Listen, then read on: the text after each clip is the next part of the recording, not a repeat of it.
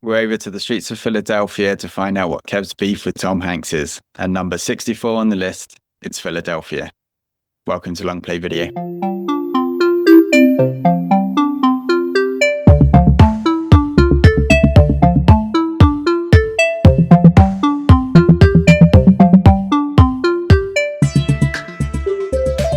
Welcome into Long Play Video. We have a nice quiet day in the shop today.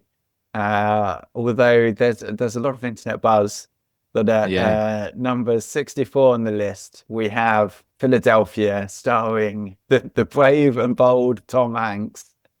The one, the only. That anyone who's been listening to any of the other pods, I imagine if this is your first pod, maybe go back and listen to some other ones so that you get the context. But here we are, Tom Hanks. Here we are. Denzel Washington, we made it. 1993.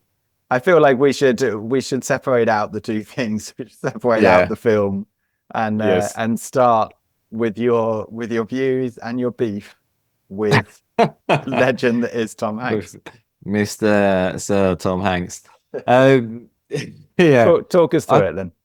Yeah, well, look, I feel like there's three stages of Tom Hanks. And then the first stage, like when he starts in like the 80s, and you got some classic 80s movies. Classics. The Love Boat, love that. He's in Splash, love Splash. What's it? Is it Money Pit? I just thought you'd be a big Money Pit fan. Yeah, Money Pit's good. Turn and Hooch, The Burbs. All of these, great, and it's proper and it's fun. Tom Hanks, he's almost, as we were saying in the concierge, there's almost a bit of physical comedy in there as well. Yeah. So actually, it's a bit more like slapsticky kind of comedy, and those are great films, and obviously Big's fantastic film. Then getting up to A League of Their Own, still going okay here. Then I think it all starts to change for me at Forrest Gump, and I think there's just a wave of films where it's kind of like, and obviously I'm sure this isn't what he felt, but for me, it felt that it was just, here is Tom Hanks. He's coming to save the world again and again and again. And you've got, what I'm talking about here is you've got, and we can go through them, Forrest Gump, Apollo 13, Saving Private Ryan, Castaway. And they're all sort of like, I'm like this, well, I shouldn't be the hero, but somehow I am the hero, and I've like saved the planet, or they just feel really cringy for me. I'm just like, and because they were in such, you had Forrest Gump in 94, Apollo 13, 95, Saving Private Ryan 98, because they were all so close to each other as well. I think for me, Forrest Gump is really the one that really takes the biscuit for me when it's kind of like, I've got a disability. It's like, if I run fast enough, I can just get rid of it. And you're like, what? Yeah. And then, there's just so many things in that film that I just think are completely ridiculous. And so I call that the middle or the hate stage of Tom Hanks. and I mean, but interlaced in there, obviously, you do have Toy Story, which obviously is brilliant.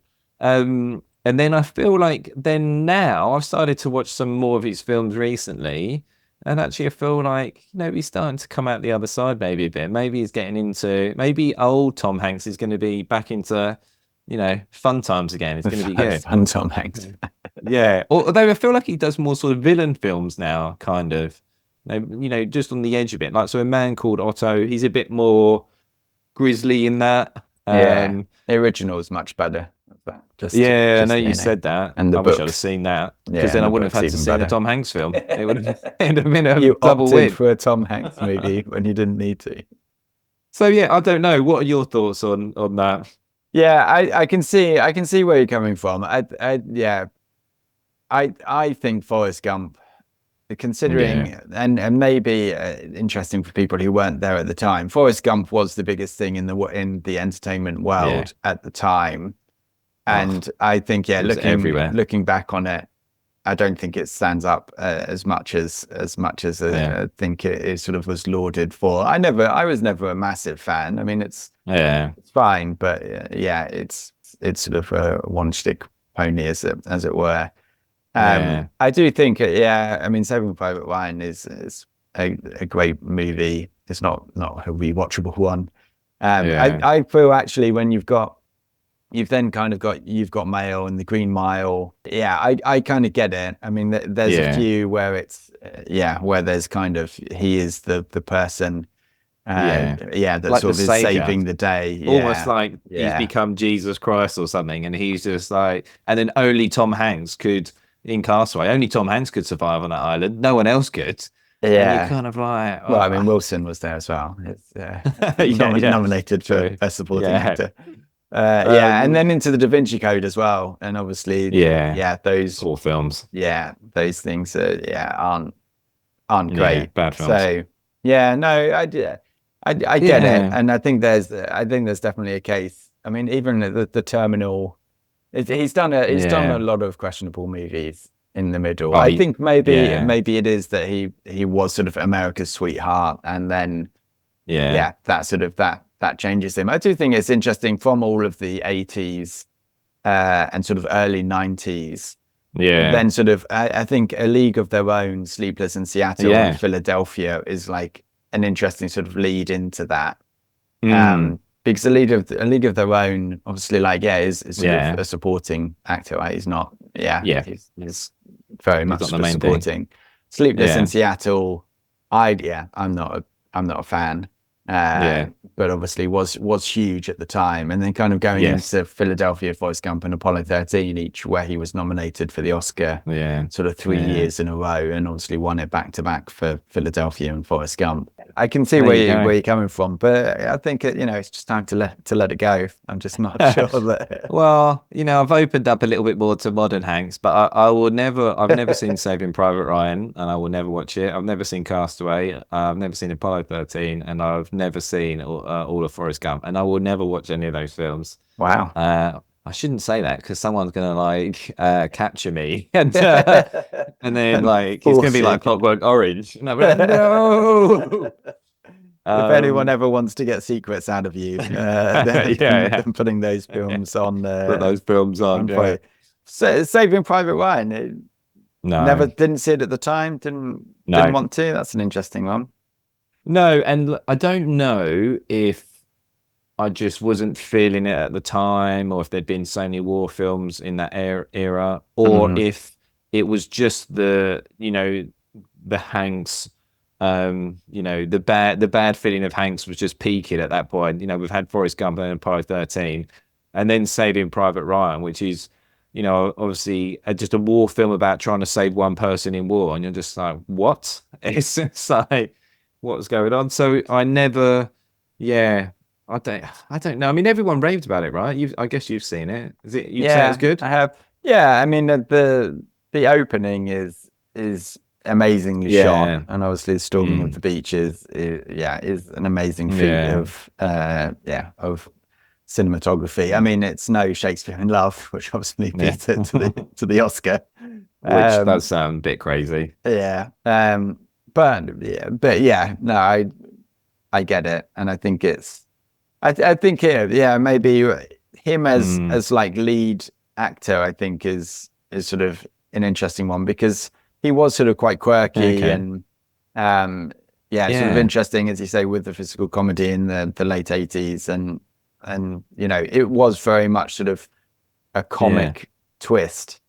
And then when he gets into the more serious films with Philadelphia, take Forrest Gump out as a whole separate thing, but then Apollo 13, Saving Private Ryan, Green Mile, Castaway, then it almost, I think he sort of he goes into sort of a few darker plays like Road to Perdition, and you're right, actually. So it all actually starts with this film, right? Because you've got effectively Sleepless in Seattle, which is like the back end of his, I guess, the end kind of that rom-commy fun series era. And you're right, and there's some things in the 80s where he's just great, and he is like, you're right, a real comedy foil in them. And I think you're right. I guess this would have been a turning point for him. I guess then this is a, like you said, he won the Oscar. This is obviously a very serious role. No, for sure. Looking back on it, I mean, wouldn't know at the time, but looking back on it, if you look at where he was, to take this role at the time as well, in like the early 90s, Yeah, I can imagine if you were to say, okay, you know, we've got a hard-hitting court drama about a gay main character who's got AIDS. I can't imagine that Tom Hanks was anywhere near the top of the list for who people would have just like presumed to go to. So to take the role, I think is a really interesting choice. That then, you know, obviously he was probably, before he came out, he's probably already doing Forrest Gump, but even Forrest Gump like has some of the kind of the humor and the physical comedy from before. And then I think as you get into Apollo 13 and Saving Private Ryan, then it's kind of that all-American guy who's leading the charge. But you'd never think of him in this sort of film, would you? You're right. I would never think. I could think of a million people that I would cast before him. I mean, I've not seen it, but I mean, obviously he won the Oscar, so he obviously must be pretty good in it.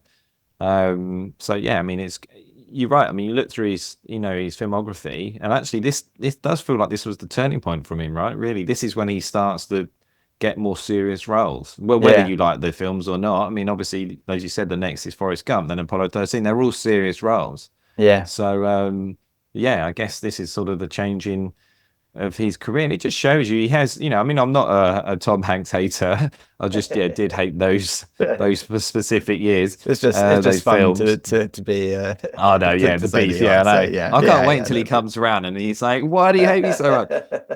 Is that him over there in a baseball game? No, that's someone else. But he has done a lot of films, and he's had a lot of, I mean, obviously he's done a lot of films, so there's some rubbish in there as well, but he's had a lot of successful films. So, you know, he's obviously a very successful actor. I hope that he has some really interesting films now in the latter stage of his career where he does push the boundaries a bit more. So like A Man Called Otto, he's a bit more grumpy, and I'm like, okay, I like a different side to him. You know, in Elvis, I think I haven't seen that, but I think the character he plays is quite pushy, and, you know, and pushes him to do different things. So I've not seen Asteroid City, so I don't always like him that, but I feel like he's starting to move into a different area, and I like that idea. I think this could be good different era for him if he does something like that. Yeah, I think it just shows the strength of the strength of his acting as well, that he can be quite varied. True. I think that sort of streak that you're talking about, I think it was quite sort of samey, and it was the same character, and it did become a bit sort of Tom Hanks does sort of Tom Hanks, which is, you know, sort of a charming but usually non-threatening person, which I do think does kind of, and I listened to an interview with him, and he does kind of sort of say, okay, you know, I think the fact that he was non-threatening played into him being a choice from the studio. But for this film at that time, obviously, you know, they wanted someone who was going to be, you know, who wasn't going to be offensive or too challenging, because it's a challenging film anyway. So I think in some ways, that then makes sense. But again, if you're coming from comedy, you sort of see, you've got, you know, 88 is Big, 89 is The Burbs, 89 is Turner and Hooch, 90 Joe versus the Volcano. If you look at those, and then literally 3 years later, you look at this film, which is his performance is just really, really good in it. Like that, there's sort of, there's pros and cons looking at it from the viewpoint of 2024. But for 93, like his performance is super strong in it. Yeah. And again, it's sort of it must have it is definitely him playing more of a sort of stretch to what he's acting than ever before, kind of all the way through. Also in the film, there are sort of you know, there's different bits and different time scales where he's playing the character in different circumstances, which is really, really strong. So I think what he has done well is that you think about those films in the 80s. He's obviously a younger actor, and he's doing that. He's got more of that comedy side, and he's doing that. And then as he's got older, he's probably thought, I've been doing acting for a bit, and maybe I want to do some more serious roles. And then he has done that. He's moved into that sort of serious side. And like I said, I'm thinking like now he's sort of older. Maybe he's getting into playing into the stereotype of being an old sort of curmudgeon. And so maybe he's moved his career quite nicely with his age, which, you know, is a good, because sometimes, I guess sometimes, a lot of times, you know, actors might not do that.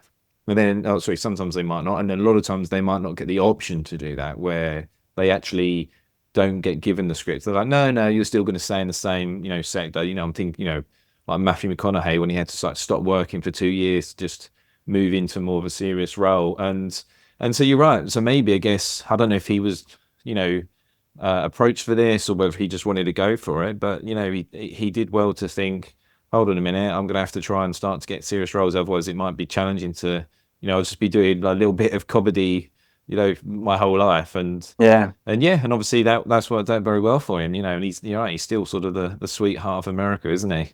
Yeah. I mean, back to back Oscars.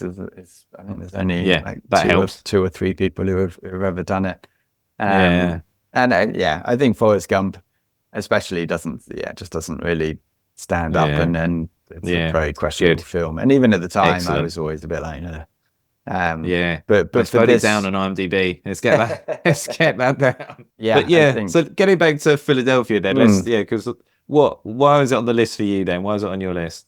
Yeah, so it was a film that one of my cousins, who I used to sort of go and visit a lot, and who had a lot of videos, VHSs, and would sort of lend me films and stuff. And then probably a lot of films that I saw for the first time, I saw with him, and he had this on video. I remember watching it. I would probably say I remember this being the first film that did make me quite emotional. I don't think I probably didn't cry because I was 14 or 15, and that's not the done thing, but definitely welled up. So he is also the cousin that I think I watched Bachelor Party with, which is classic. Which is a classic, but was, I think this isn't a Tom Hanks doubleheader you want that. Yeah, exactly. Yeah, that is an Philadelphia 18 to that. that I think I watched maybe when I was a bit too young to understand. But that's the thing.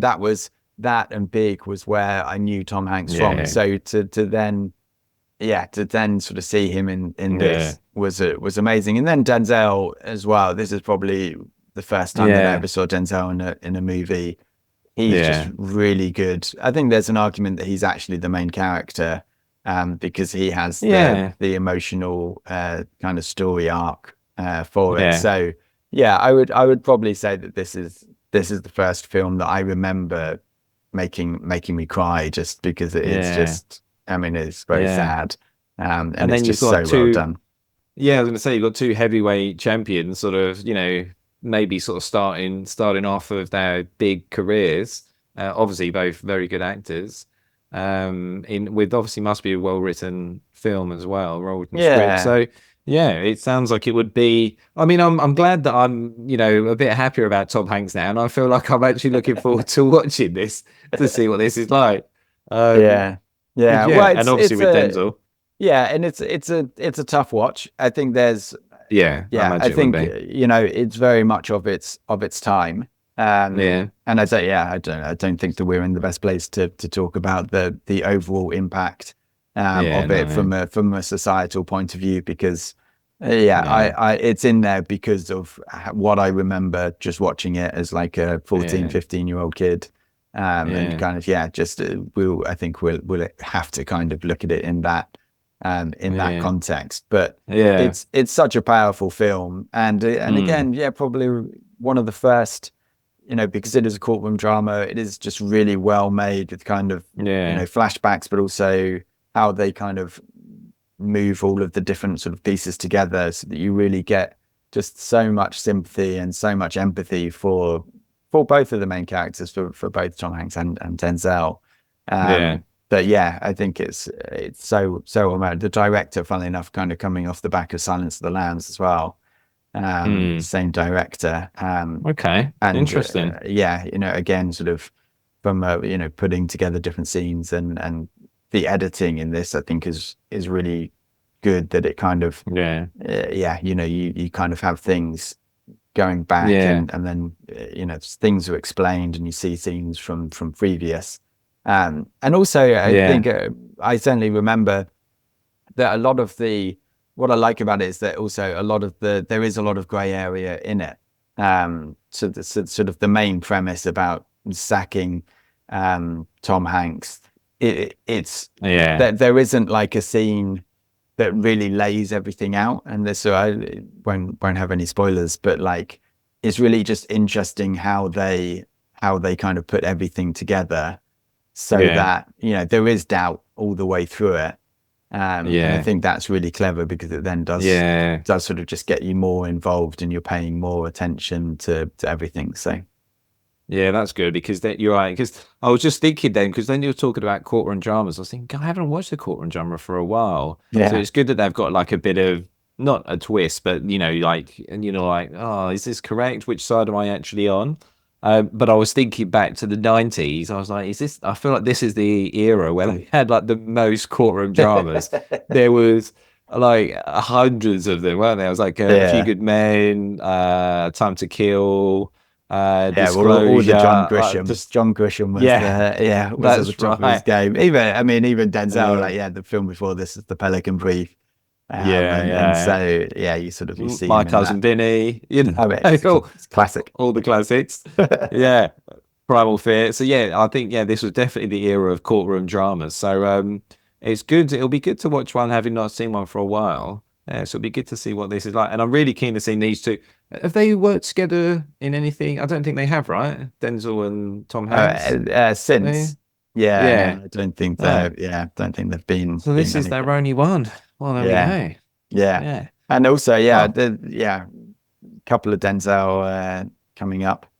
So we'll maybe we'll leave good times. Yeah, we'll leave the discussion on Denzel to one your hatred weeks. of Denzel. Bombshell. You're the only one here with beef. It's fine.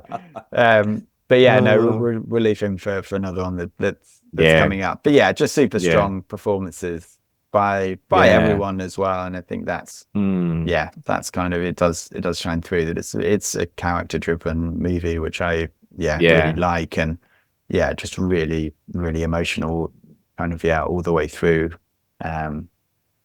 with no spoilers. So well, exactly, because I've not seen it, so you can't definitely no spoilers at all. Well, with that, let's put it on now that we've. It's actually just Forrest Gump that you hate. It's not Tom Hanks at all. Okay, well, let's put it on, and we'll see you after the jump.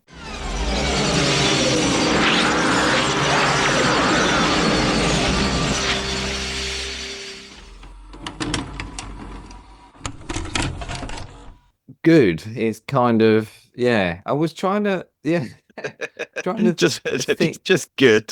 just good. I was trying to think of something that wasn't too crazy to describe it, but also was I did struggle to sort of describe this one, but I did enjoy it. I think for me, it's funny watching it as a 90s film. I feel like even the same actors now, and it was filmed now, oh my God, it would be so polished and it would be so good. Like, I think it would be easily, everyone would be smashing out Oscars left, right, and center.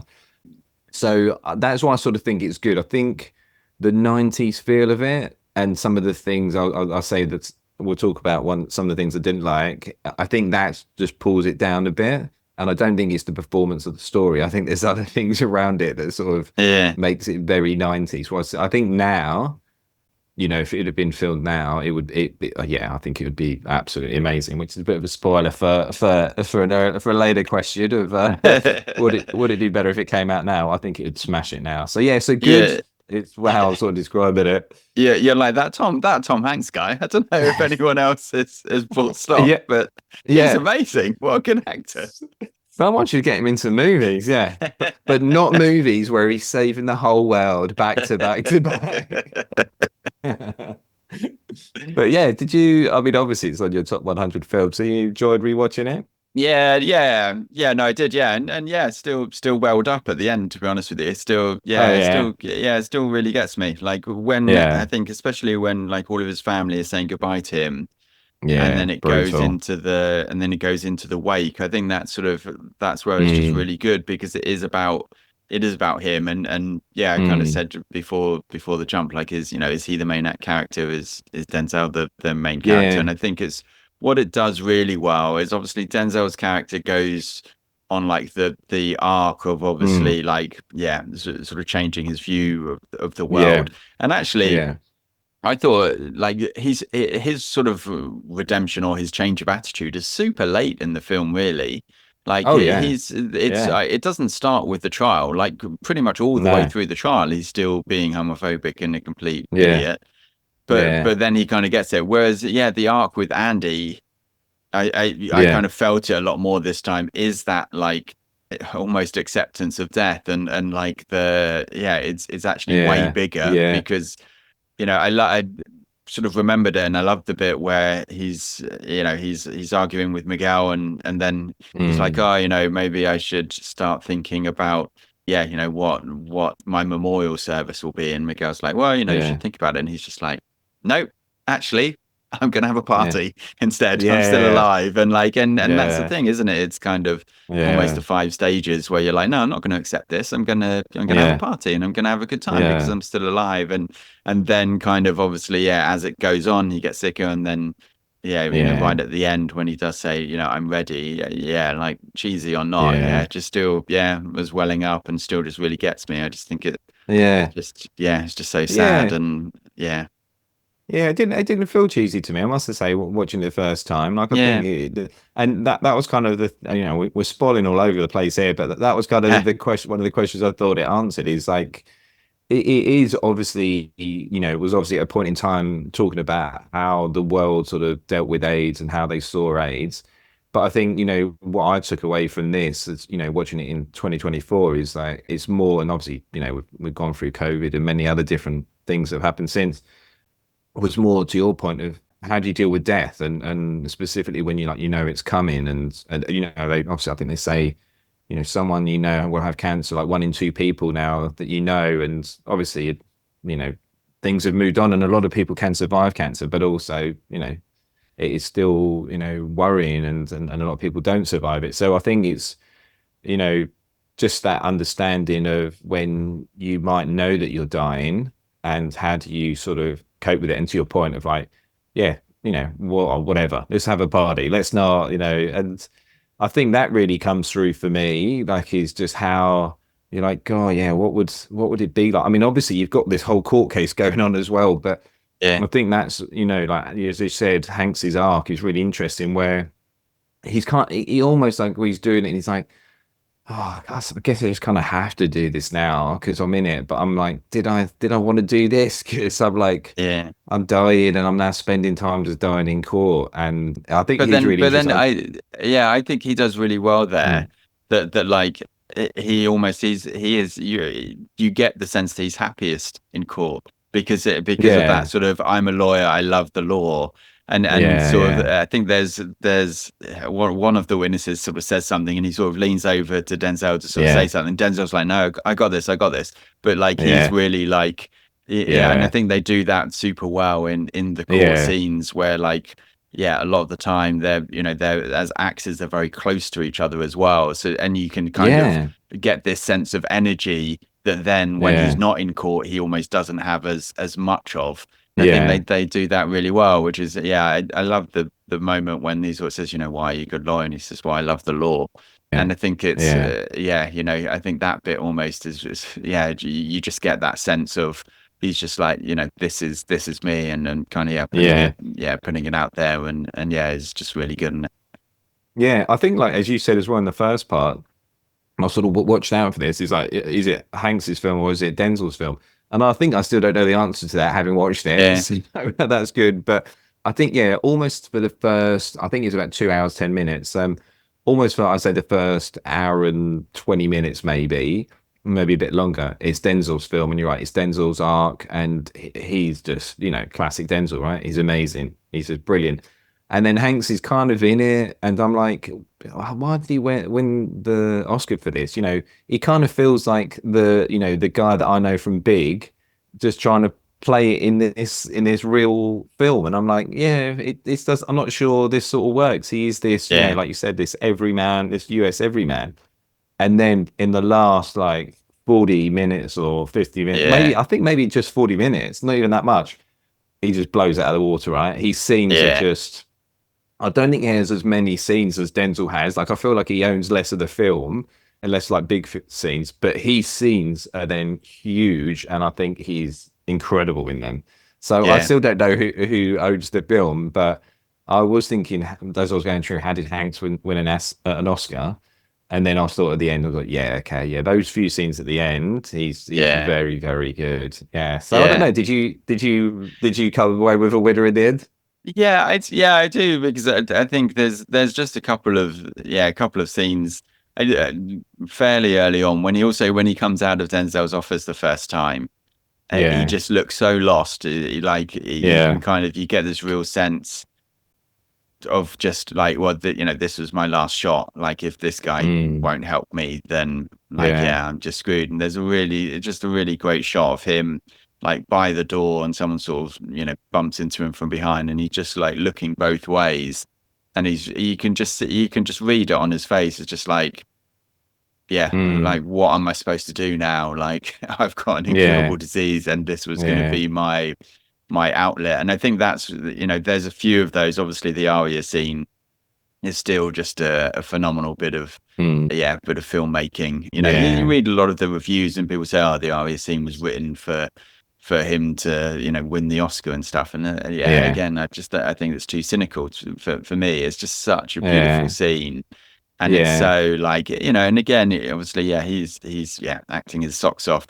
Denzel's Yeah. actually almost, I almost prefer his performance in that scene in particular, because you see the recognition on his face of, Yeah. like, just almost just of sort of love for human being, just like, oh yeah, like, Yeah. Yeah. why do we have Yeah. all of these prejudices? Like, why would I Yeah. care? Like, this is just a human being who, Yeah. wants to live and wants to love, Yeah. and like, what on earth have I been thinking? And I think that's really great. And then obviously he goes home, and he sort of, kisses his baby, and sort of, Yeah. hugs his wife, and Yeah. but I think there's just like loads of subtle times when, Hanks is just kind of amazing. Even when, when he goes back to his parents as well. Yeah. And I just, Yeah. there's two really, really strong Yeah. performances, but I Yeah. do think, for me, just with kind of the weight that he brings to it, and that I think I appreciated much more this time of his Yeah. arc rather than And he does. Denzel's. And he does change quite a bit, isn't he? Because at the start, obviously, when he's at the law firm, he feels like 80s Hanks. He's just like this Yeah, happy kid moving around lab. Although I think, I was looking into it, and bizarrely, he's 37 in this, which just it's crazy, seems, isn't it? it just seems absolutely bonkers that, his first serious role and he's 37. Well, but Yeah, it's good. It it's so gives us late, both isn't it? hope. So, Yeah, speak and then, for yourself, huh? yeah. Way past. But yeah, so Denzel's 39, and you're just like, what? Like, I mean, they both obviously look pretty young, but you just, how is it they're both so old when they made it? It just seems strange now, because I feel like actors are so much younger when they Yeah, make it. Whereas I don't know, maybe in that time you just, you had to go through you had to earn your stripes before you got in. But very incredible. Yeah, I think they're both for them. Like at the start, feels like that 80s sort of Hanks, and then as you said, he sort of gets into it. And I thought it was so clever having Denzel be the lawyer, because obviously, like, he would have, like, set in the 80s, so he would have understood, him and his family gone through persecution, obviously, from him being black. And then yeah, it's great seeing him be like, oh, hold on a minute. So you've just shaken my hand, and you've got AIDS. And then he goes yeah, to the doctor, and you're just like, there you go. Someone who has gone through persecution, and his family have dealt with being a minority, and he still, like, there was a lack of knowledge of the actual, the yeah, disease, where, he's feeling the same. Whereas you think, oh, he'd be understanding because he's gone through stuff like this before. But it's like, well, no, you just, the way it was, perceived, and obviously there's a yeah, lack of understanding about it. And I thought yeah, that was very clever that they did that. yeah, I mean, it's just that everyone has their own prejudices, right? It's Mm, just kind of that thing mm, of like, okay, because in this instance, obviously, because someone's black, they wouldn't be homophobic. You're like, well, No, it doesn't. Yeah. Obviously, it doesn't Yeah. work like that. Like Yeah. everyone has, you know, the way that they were raised and stuff like that, right? And that, I Yeah. think that's, that. Funnily enough, when he sort of says about that just before the Arya scene, and he's sort of like, you know, this is how I was raised, and Tom Hanks is a bit like, oh, well, thanks for sharing that, and actually that bit did like seem just a bit, just a bit weird. But I think that's also what they're trying to do, and I do think, I mean, I think the camera work is amazing for it. Obviously, you know, when Hanks goes to his office and the camera's following everything that he touches, I think sort of it does bring up like what people felt at the time, like, and sort of playing against that, like the fact that the doctor actually says, you know, directly into the camera, you know, no, you can only get HIV from transmission of, and like and there's quite a few actually like straight to camera moments, which I think is super effective. It is really effective, and it feels weird, doesn't it, because you just don't really see that happen now, and so it's very noticeable when it happens. And then the Arya scene is actually shot from sort of above, which obviously, like, you know, because that's the entire point of the Arya, and so like, that kind of, you know, and the lighting in there as well, like, you know, because at the end of his speech, like the lighting sort of goes back to normal. So I do think it is really, really well shot as well, which kind of helps them so much, because I don't think the script itself is actually that great. There's you know, quite a few lines that I think I liked as a 15-year-old, and having watched it now, you're a bit like, okay, like, that was just sort of set up for the line. But then I think just because the performance is almost, I think agreed. What they're not saying is so powerful, then like I think it's I just think it works really well. I think that's what it shows you, isn't it, when you get two phenomenal actors, and it just really shows you, like, sometimes, you know, you might think, oh, this acting malarkey, like, it just seems pretty easy, right? You just turn up and you do whatever and then you leave.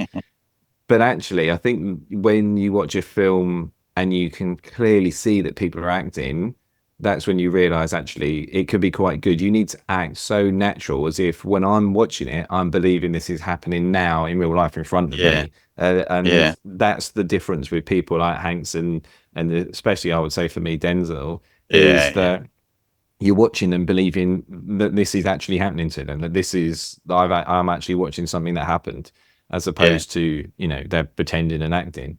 And I think, you're right. I think there's a couple of things for me where I think, as I said, I think it would be better now. Is the music normally, I think, it was great, and definitely in sort of 80s, 90s, but I think the music just felt a bit weird. Like, it didn't hit the right tones for me. Like, when they had the sad bits, I was like, it didn't feel like the right type of music, and it just felt a bit strange. And it was funny. I was sitting there thinking, I blame you for this. I was thinking, this is all Andy's fault. He's made me critique films that I would normally never notice this, and now I've never noticed the music in a movie before. Well, I wouldn't be looking at it in such fine detail. And it's funny.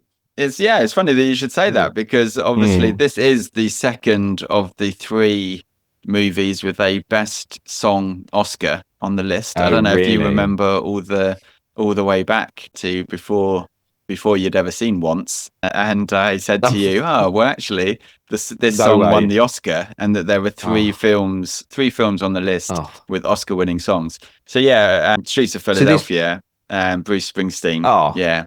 Like, I mean, to be honest, that opens up, but you're right, it opens up with that song, and you're like, oh, incredible. You forget how amazing that is, and then it rapidly goes downhill from the music, and you're kind of like, what happens? Like, did they blow the budget on Bruce?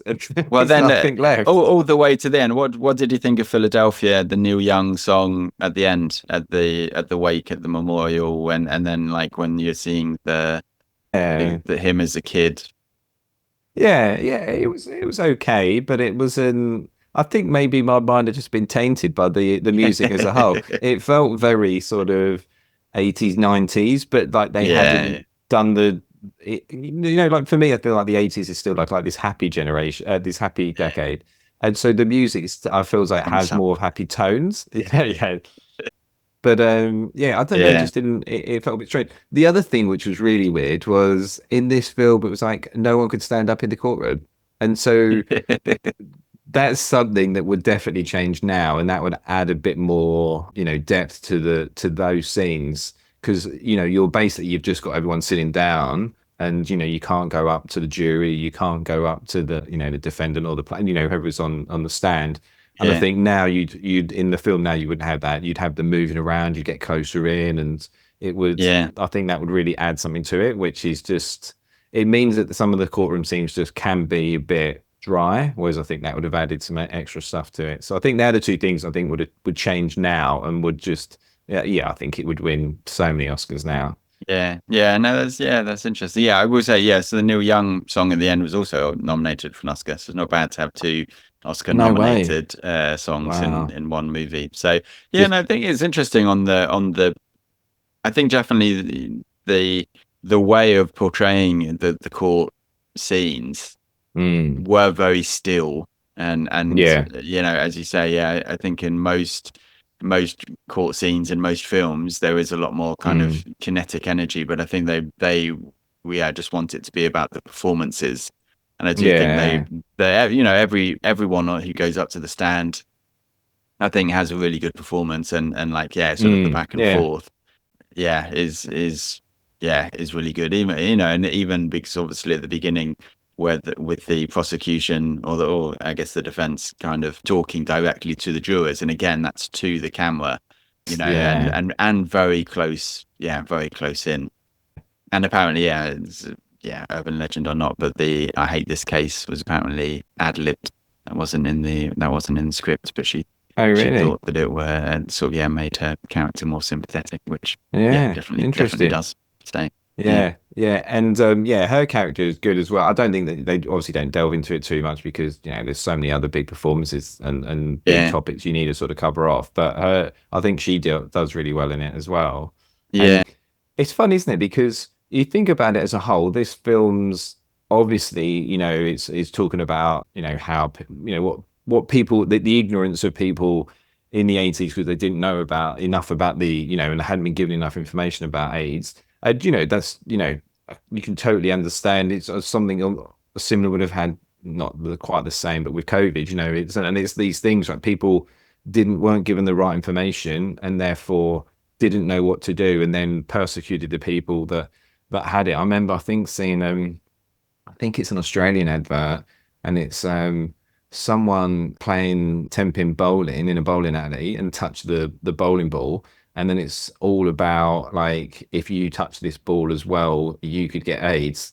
And you're just like, whoa, that was an advert that came out. And you're just like, crazy, it just shows you, right? I mean, and obviously the average Joe's not sitting there reading. And at that time as well, you wouldn't have had access to the internet. So you're not sitting there going to the library, reading research papers about, what is the reality of AIDS. You're getting your information from the telly. And, when adverts like that come on, that's why when, Denzel pulls away in his office because he's sort of shaking his hand or whatever, and he's like, oh shit, have I now got AIDS? And it's conversation with his doctor, and I think that there's and I think, as we said before, we're obviously not the best qualified to talk about it, but I do think that's where for me it is also about the homophobia that's around, and almost it kind of it walks that line between, okay, is it actually a film about the and obviously the big line from Denzel about kind of not living in the courtroom, is it about the homophobia, or is it about kind of AIDS? And I think it's trying to do both, and I think does both well. I think, and you look at sort of a lot of the sort of the better reviews, and they sort of say there's not a lot of depth to a lot of the characters, because there are a lot of characters, and you don't see Andy and Miguel, you don't see really their relationship that much, and they famously, there was a scene where they were in bed together talking, and it got cut just because the director thought that it slowed the movie down too much, and you could do more, but almost the entire point from the director and the writer was, well, look, we want to be talking to the people who wouldn't go and see a film about AIDS, and we want to talk to the people who wouldn't go and see a gay main character in a movie, and those are the people we actually want to reach, almost as a bit of education to those people. Because as you say, like, 93, you've probably got a lot of right-wing news shows that are just telling you something completely wrong. So it is more about, okay, well, let's, I was reading an interview with the director, and he said, we don't need to make a film that is like, lecturing or playing to people with AIDS or family of who have lost loved ones from AIDS. Like, they're living this. They don't need this. Like, they don't need that awareness. Like, they know this way more than we're ever going to know. What we wanted to do is make a film to actually, like, just raise the awareness to people who don't know anything about it and don't almost think that they don't care. And I think that was their intention for it. So I honestly think they do really well with it. It's not, because you're right, it is two huge topics. You're thinking about AIDS and obviously homosexuality as well in sort of the 80s. And so you could easily be drawn down these huge, massive topics of trying to really deal with one or both of those. And I think it would have been too big for the film, right? I think you're right. They deal with it nicely. Like, they sort of open it up and give it an interpretation and give some information about it, and then let you, like, start to think about yourself and think, okay, so what does that mean? Do I need, like I said, at the time in the 90s, would I need to go and actually learn more about this? Do I need to understand a bit more? Do I need to talk to people that I know that, and I think they do that well. I think they cover them off in a way that's nice, but they don't try and delve into it to do too deep. Because I just think you couldn't, with the story, obviously you've got this tied around this actual story of Andy. I think if you delve too much down one or the other avenue, you would have lost the main sort of, it wouldn't have stitched together as nicely. And I think, for me, I think they tread really well with those. I think it's nicely done. It's not, you're right. It's not, if you're saying, oh, is this a movie that actually was really depicting what it was like to have AIDS in the 80s or to be, homosexual in the 80s? No, you're right. I mean, obviously the director said that. That's not what this film is trying to do. There are other films that, did that, and this film isn't doing that. And it was that in the 90s as well. So a different time where, to your point, kind of like with Four Lions, it's coming out at a point to try and educate and teach people.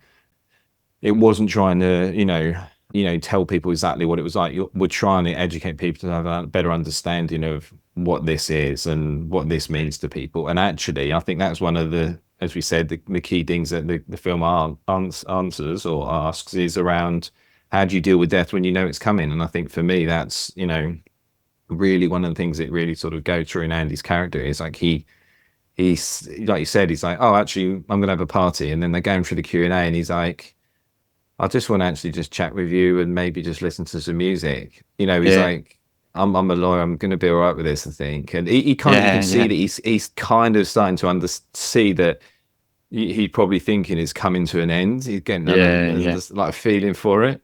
And so I thought it was when he every time when he falls in the when he like gets up and falls, he catches himself on the corner of the desk, and every time it's always such a visceral, like, oh, like, geez, that's like that. I just really feel it when he goes down.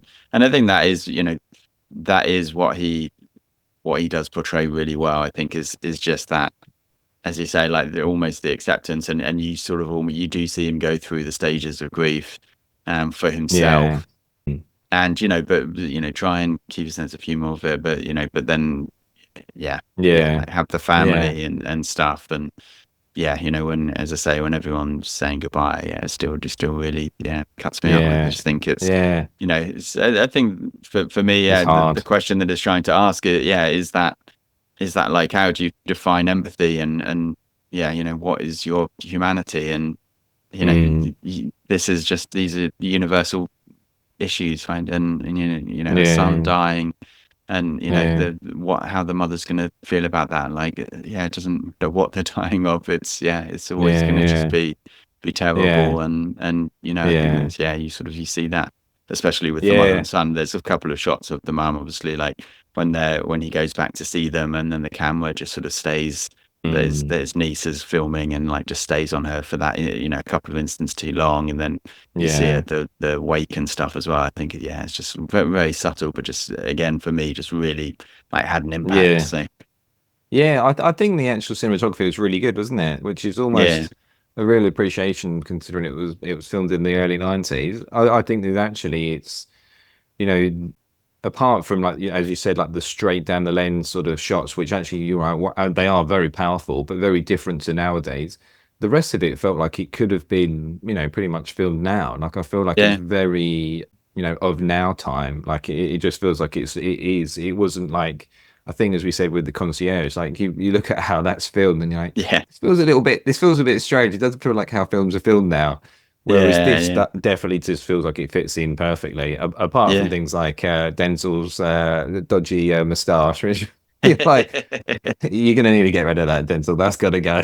But, Moustaches are back in. Apparently, that's what the yeah, yeah. people are telling It's me. So what the youth had, yeah, and mullets. yeah, Yeah, it's an yeah, interesting look. I'm glad because it reminds me when I was younger and I look back and go, oh, did I really have that haircut? Well, this is good because these teenagers now, these 20-year-olds are going to think exactly the same when they look back on these moustaches and mullets, and I'm like, yeah, enjoy that. Yeah, yeah. And enjoy the there'll be look way back. more photos of you than there were of me. So Yeah, no, but then that's the thing. Obviously, the director's kind of coming off the back of Silence of the Lambs, and if you like, yeah. there's so little horror in it. There's so little gore Oh, yeah, in it's it. Anthony It's all Hopkins, just isn't it? hinted at. It's all Yeah. just it's all just kind of shot, and it's people's reaction to it and stuff like that. And so yeah, I do think it's really well shot. I would say like Yeah. one thing that I noticed on this watching, I have watched this film a lot, Yeah. but at the beginning when he has his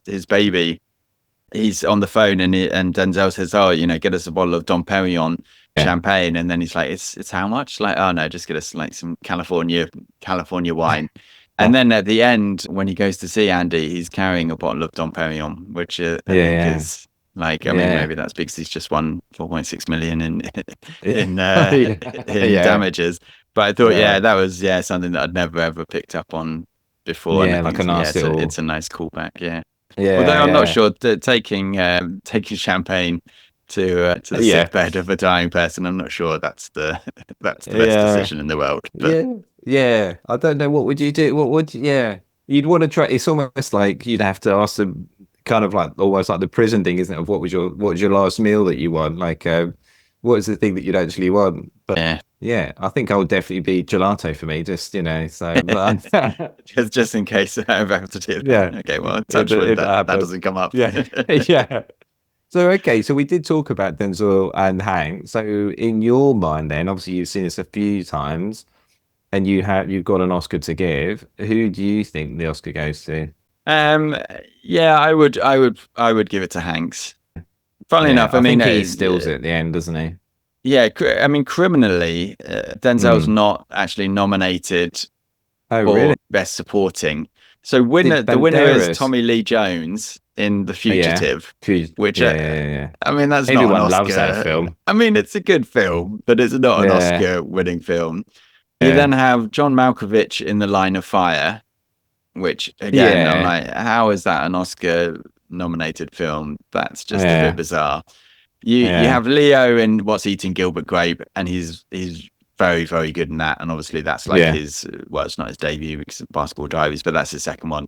You have Pete yeah. Postlethwaite in The Name of the Father, which is an amazing Yes. performance. Yeah, And you yeah. have Ray Fiennes in Schindler's List, which obviously is Schindler's List. So Oh, yeah. And it's a stacked year. But yeah, Tommy Lee Jones winning for The Fugitive is yeah. just a Well, bit yeah, but Pete Postlethwaite or like, yeah, Ray Fiennes, you would have thought would have been yeah. nailed on for that.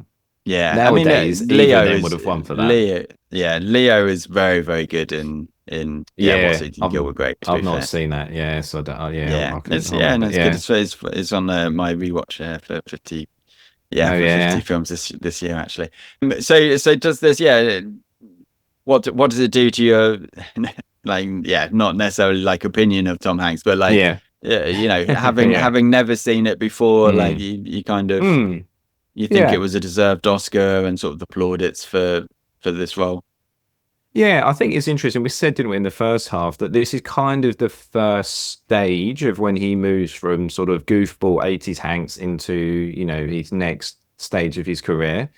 And I feel like that actually kind of happens in the film for me. I feel like at the start he is a bit goofball, sort of like the classic Hanks. Like if I didn't know this film was going to be about AIDS and homosexuality, at the start when he's just the lawyer, he's still like this sort of, not goofball, but he's just like this sort of, he's just like this nice guy, right? And that's kind of like the roles that he normally plays.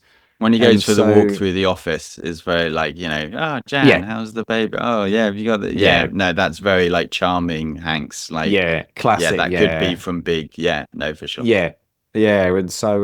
And so I think, you do almost see his character change in the same way as I guess his acting changes. Like, so you see him starts that, and then in the middle of the film, he's, you see him start coming out and start doing different types of acting within the actual film. And then obviously at the end, I think he owns the film at the end. The acting's like fantastic, like in the courtroom, like you said, when he's getting questioned, he's fantastic. When he falls down, he's really delving into that scene, and you can see, and it's just him facially and moving, right? He's not really talking in that scene, but he, pulls you in, and then obviously in the bed and right till the end. So I feel like he really pulled through there. So I think he does a great job in actually almost showing us how he himself is moving from his 80s character to his new sort of acting style. And I think this is good. And he's not overplaying this character. So I think, I thought, wow, actually, I do really like Hanks in this. I think he was really good. And it's a shame that he then goes on to do Forrest Gump after this, because then I'm just like, oh, God. I mean, and then to be honest, the fact that he wins an Oscar for that, I'm just like, I mean, is that not, if I was Hanks, would I be disappointed? I mean, I'd be like, oh, God, I did this great acting film in Philadelphia and won an Oscar for that, and then I'll do this stupid film and I win an Oscar for this. I don't know. I mean, obviously you take the plaudits, but that's, I'm still not. Would this have made me feel any different about the middle era of Hanks? No, but I'm glad that we've got a new era of Hanks that I'm coming to love again, and I can go back and watch this and enjoy it. So I thought he was very good. I do feel like you see him change through the film, and I thought he was really good. Yeah. No, I think I mean, as far as Forrest Gump's concerned, I think that just sometimes a film hits the zeitgeist so perfectly that everyone loses their mind, and then literally even like 4 years later, everyone's like, why did we all like this movie? I don't remember. It was just people something about still go on about it, and I'm just, and then obviously everyone always quotes the chocolate, and I'm like, oh, it's so annoying. And beating out John Travolta for best actor, it shows that maybe it was a thin year for Pulp Fiction. I'm not sure that that's an Oscar-winning performance. So. Yeah, wow. Yeah, when you see about the ones you just spoken about, that was for this year. Exactly. I'll do that. Yeah, it's a bit of a I mean, Morgan Freeman in Shawshank Redemption was also nominated against Hanks for Forrest Gump, and again, you're a bit like, is that? I mean, God. Yeah. Well, I guess it didn't do well at the cinema, did it? So Shawshank. So maybe. Which is a shame, because Morgan Freeman's. I'm going to put that on my list. I haven't seen that for ages. I'm going to get that down. No. Yeah. Anything before we go to I feel like we've covered off most of the categories. Anything else you wanted to say before we get to the reviews? No, I mean, there was a couple of like interesting quotes. There was one where they have Denzel saying he's in the pub and he's like, he's talking about gay people, and he's like, these people make me sick, but the law has been broken. And you're like, wow, he's still like you said, like, it's interesting. That would have been just, possibly even a placid view in the 80s, which is just, it just shows you how, persecuted people were. And it's just, we hope that we've become more civilized now into 2024. You just look back and think, oh, it just feels awful to think that people would be persecuted that much. And a lot of it, obviously, ignorance and, not being told the right information. But that was like very poignant. And I think, like I said, it's really interesting having like a black character have these sort of views, because you're like, oh, but surely he would understand more. But that's not how it works. Like you said, that's not what happens. But I thought that was very clever. So I thought that was a good line. Funny, isn't it? Because obviously, it's that stat about Back to the Future. Like, if it was based today, then they'd be going back to the 90s, and it's kind of funny that that sort of that entire scene feels as shocking probably as like a scene back in the 50s would have felt to us, like at the time. And you know, it's hopefully it kind of does show progress, and that we're moving forward. Hopefully I mean, I think on the lines, I mean, obviously the classic is you know, and again, it is sort of, you know, where he talks about the loathing and the fear the general public has of homosexuality. And I think like that's the entire kind of speech is, I think for me, kind of sums up the film in a little bit, where you know, the judge sort of says, but you know, we're blind in the court, and he says, but we don't live in the court. And it's kind of like that almost, you're kind of like, for me as a 15, 16-year-old watching this, like, we don't live in this type of, you know, the world is way more complicated than this film makes it out to be. But wouldn't it be nice just to live in this film? And I think that's kind of to like a 16-year-old kid, this just seemed really good, because it doesn't go too deep, and it does seem to solve everything, and you're like, oh this is really good. Let me ask you a question then. Actually, I thought this. I'd be interested to get your view. Although we're obviously this is turning into a long one, so everyone strap in. But how did you feel after the court case? Because after all the court went through, and obviously it's a great, you know, it is a good film, and the acting is incredible.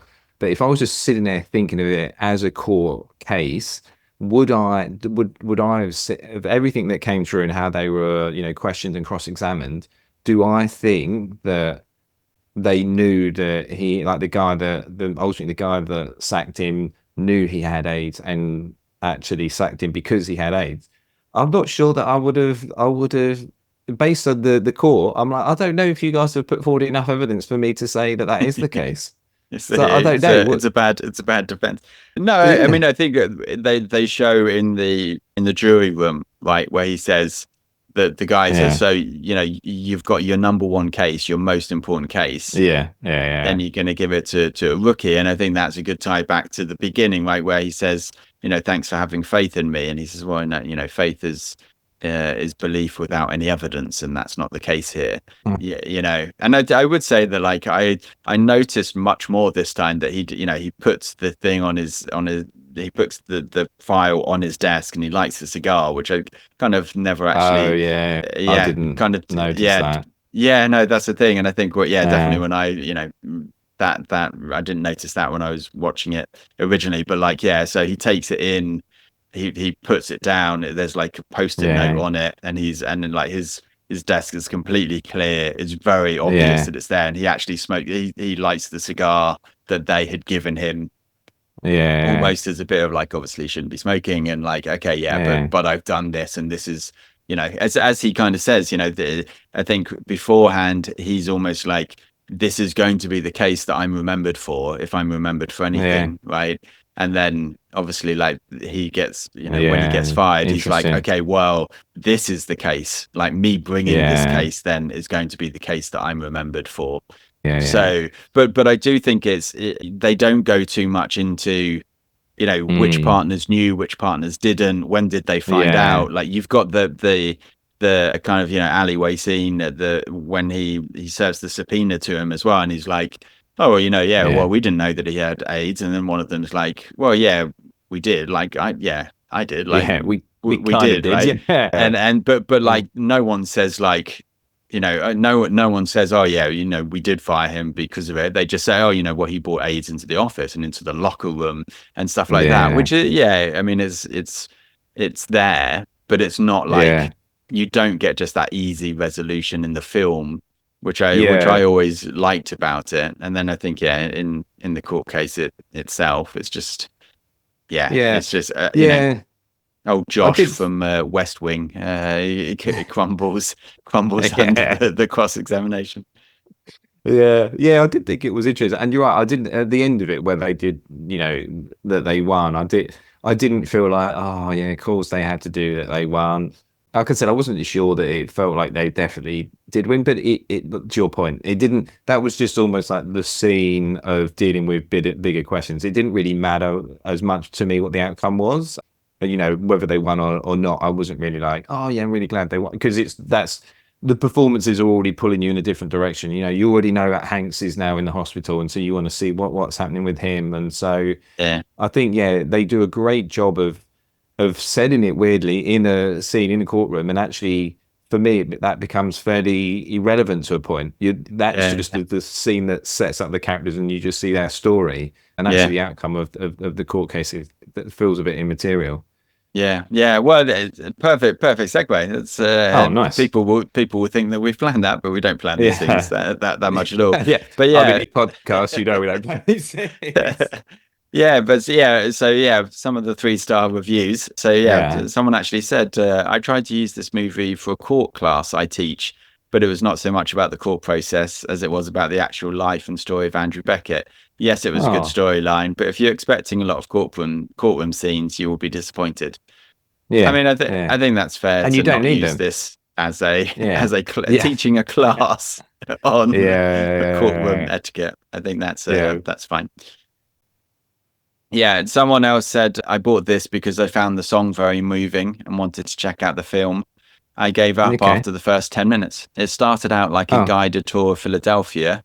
In the short part I saw of the plot looked like they were trying to cram the storyline into a short time scan. So kind of a bit like with In Bruges. It's someone also thought that this was going to be like a travelogue of Philadelphia. Welcome to Philadelphia. And and if you've only done 10 minutes, you go, they're going to cram stuff in. Look at it. It's 2 hours and 10 minutes, this film. They're not cramming anything in. It's a long film. So, I mean, I did think like the first 20 minutes or so was definitely too long. Like nowadays, you would definitely slice that right down. Like there's loads of stuff in there you don't need. But sense it up. Yeah, exactly. Yeah. And then someone said, this is one of my fiance's favorite movies, and I wanted to get the DVD for him for his birthday, but I received a VHS tape. I mean, that is going to be awkward. That is going to be a problem. And then, as always is the case, and the reason that we love 3-star reviews, then just a really great 3-star review. So Hollywood's first big mainstream movie about the ramifications of AIDS, anti-gay prejudice, bigotry, and sexual discrimination at workplace is a bold, sometimes intense and thought-provoking experience full of social commentaries, but it falls short of being a true classic at the end. Let's start with the positives. Central performances are great. There are a few films that depend so much on the acting. Hanks is fabulous. So is Washington. Both performances are top notch.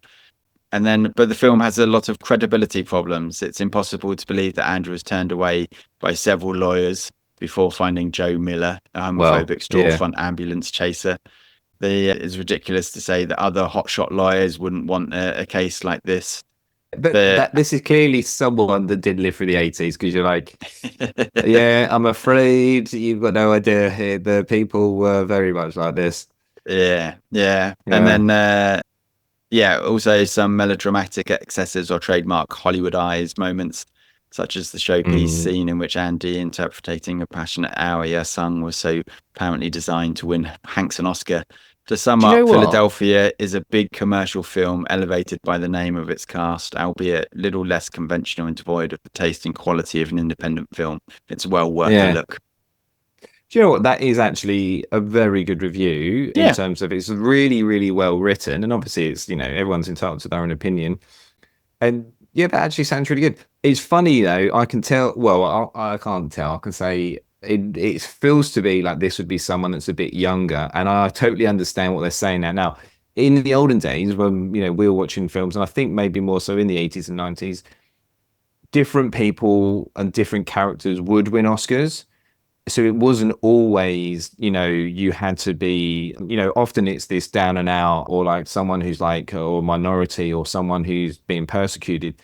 Those sort of characters, I feel like now often are like sort of shoe-ins for Oscars now. And I feel like now you would say, oh yeah, if you're going to do that sort of character, you're basically nailed on to win it.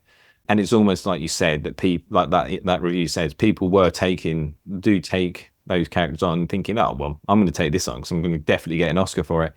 But I don't think that was the case in the 90s. Like you had different people, or maybe this is Hanks's fault because it happens with Forrest Gump, and that's where it all begins.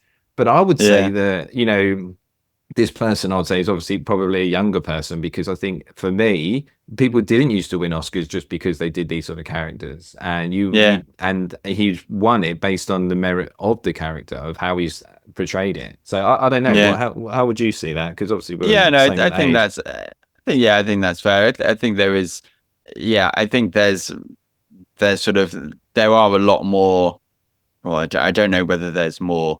There are films where you think this has been written in order to try and get the lead character an Oscar. Yes.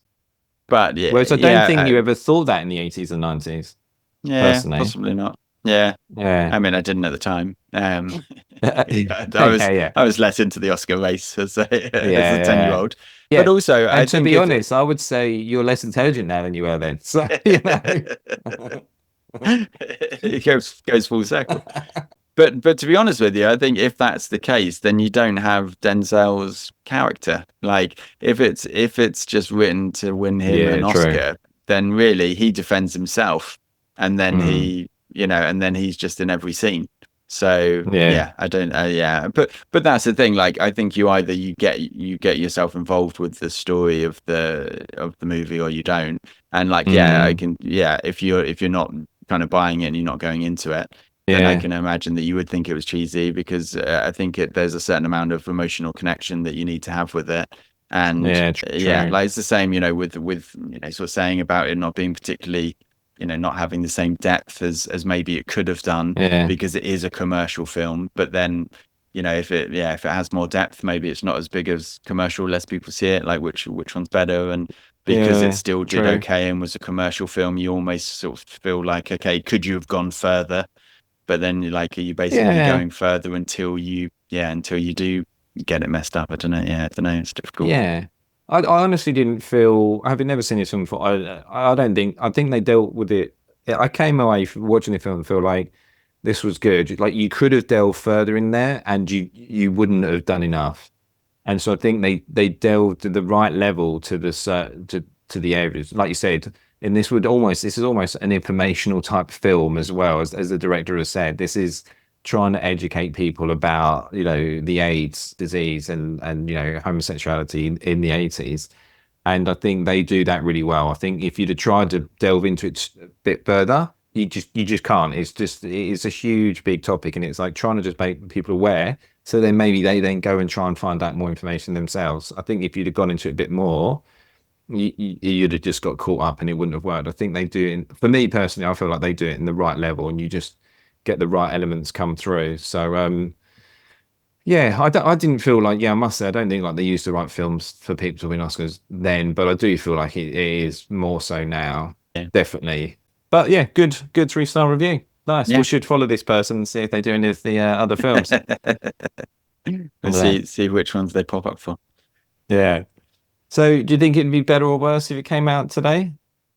I don't know. I don't know with that, to be honest with you. I found it very difficult to take it out of its time. I think it is I think the setting of it in the 90s is just so just so apt that it almost sort of feels historic. And I think it always kind of felt historic at when I first watched it in sort of the mid to late 90s.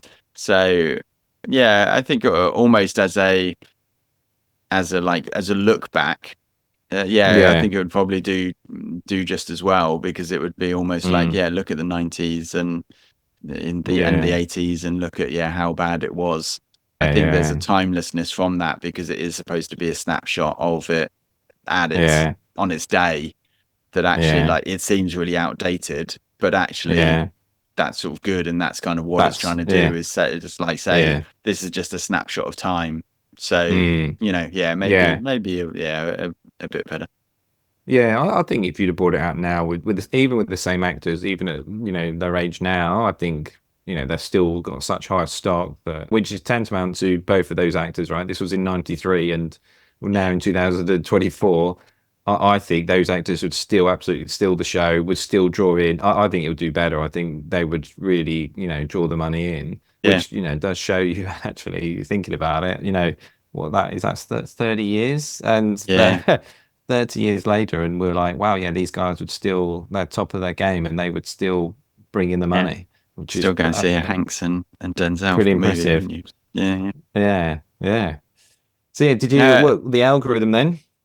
Yeah. So yeah. What did you have for the algo? Well, I'm going to make a prediction that I feel like we're going to win this point again, because I feel like the algorithm's not going to have nailed this one. That's my prediction. See if we'll start counting whether I'm right or not.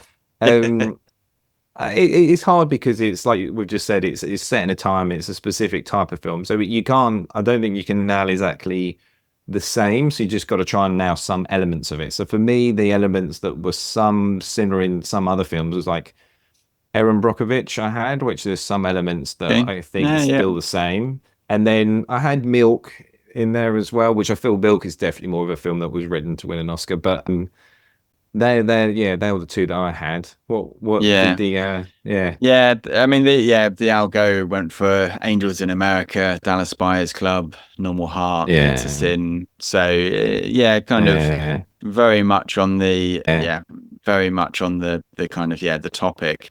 I would say like further down, they actually said Pride. Okay. Have you ever seen that movie? That's a really, really good movie. Definitely add that to the list. That's an awesome movie. But again, like from a content point of view, but like tonally, it's just super, super different. So I think maybe, I mean, I kind of don't want to give the algo that, to be honest with you, because I don't think it gets the tone right. I don't think it gets the emotions. It just kind of looks up for a couple of keywords. So you know what, I guess I'm not going to give that to it. Yes, I knew I was going to. Maybe this is the thing. It's like me versus the algo now. So it's like, can I come up with better movies than the algo can? Are you an algo? Should the algo be listening and looking at all of my searches? Oh, no, it should. It definitely shouldn't. So, all right, it's on the top 100. It was an enjoyable Hanks film in the 90s, which for me is rare. Yeah. Where is it on the list now? Yeah, I mean, as I say, like, I did still well up. I didn't actually cry, but it's a really emotionally impactful movie for me. I think still sort of in the 60s, but I'm actually I'm not gonna sort of shunt it down to the positions. I think keeping it at 64, because I think there's sort of some lighter fare sort of above it that may well fall below it. So I think 64 is a good place for it. I do think it does really resonate, and is really emotional on that. So how about for you?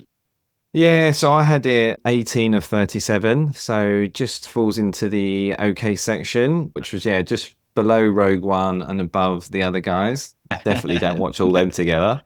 So, jarring trilogy.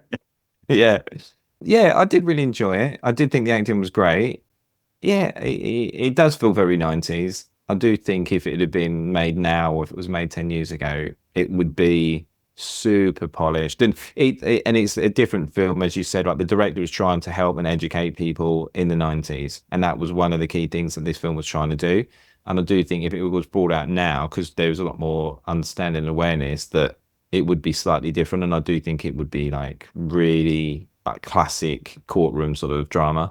So I did enjoy it. I thought it was good, but just put it in the okay section. Maybe I'll think about it. Maybe it might move, but that's where it is at the moment. I'm surprised, it didn't creep up, but no, that's I know it's weird. Like, having watched it, that's why I felt, and then now we discuss. I'm like, it was actually really good. Maybe it should go. I mean, actually, it should really be above Neverending Story. That might have to come down. So we'll start to compare. I mean, it was good. Maybe it does need to go in the good section. This is a live movement. Maybe that moves up to 15 above Neverending Story. Look at that. Nice. You've convinced me. Yeah. It was a good movie. You're right. It is a good movie. Yeah. Awesome. All right then. Great. Well, a little bit of lighter fare for next week with a quote. When I was your age, television was called books. Which in a very quotable film, I wanted to still make it a little bit hidden. So thanks as ever for Tom Evans for the theme song. You follow us on Longplay Video on Instagram, or to see the type of live updates to the lists, you can go to longplay.video and listen to the podcast when it first comes out and see the list change in real time. Maybe these are things you can expect. Yeah, but we'll see you next week in the shop.